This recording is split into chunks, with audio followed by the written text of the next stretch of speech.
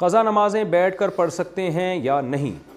अगर क़ज़ा नमाज़ें काफ़ी ज़्यादा हों तो उन्हें पढ़ने का आसान तरीक़ा क्या है? मोहम्मद इमरान इस्लामाबाद से।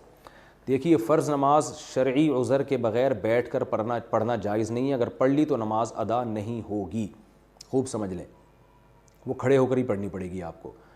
और क़ज़ा नमाज़ें ज़्यादा हों, आसान तरीक़ा ये है कि फ़र्ज़ की तीसरी और चौथी रकत में आप सूरह फ़ातिहा ना पढ़ें, बल्कि उसको एक तस्बीह के बक़दर आप खड़े रहकर रुकू कर लें।